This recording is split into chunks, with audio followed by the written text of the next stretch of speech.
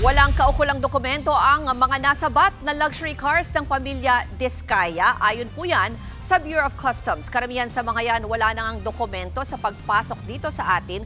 Wala pang katibayan na binayaran ng tama. At para sa Detalye Live mula sa Maynila, nasa frontline ng balitang yan, si JC Cosico. Bale, JC, suma total, ilan ba itong mga luxury cars ng mga Diskaya na nandyan ngayon sa BOC?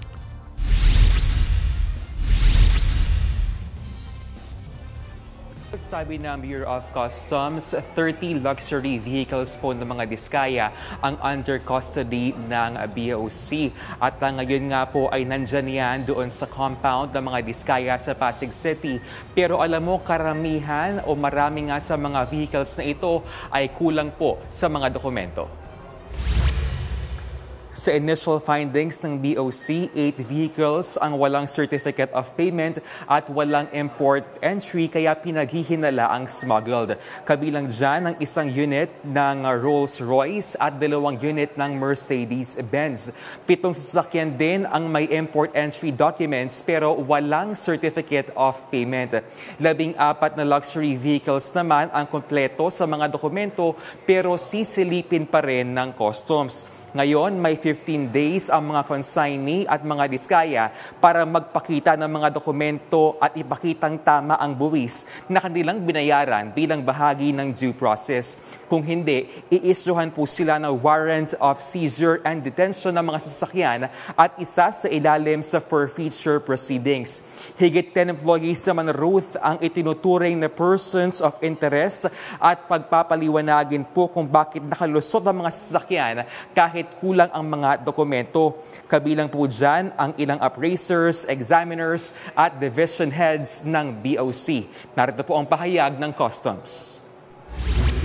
Yung tinatawag na burden of proof o yung pagpapatunay ay nasa sa kanila upang ibigay sa amin yung kanilang mga pinagbayaran. I'm sure they will send their lawyers to argue or to prove na kanila yon at dutifully paid at tama ang dokumento. Walang dokumento sa madalit salita. So yan ay red flag kagad na potensyal na talagang maraming nangyaring mali dyan.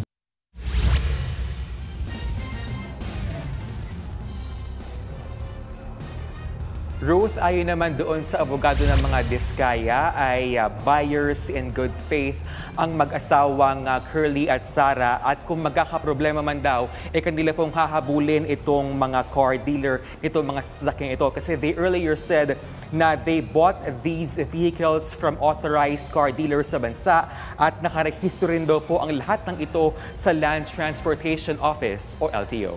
Ruth? Yan po ang Express Report ni JC Cosico Live mula sa Maynila. Mga kapatid, Ruth Cabalco, para sa mabilis na pasada ng mga balitang dapat niyong malaman, mag-follow at mag-subscribe sa social media pages ng News 5.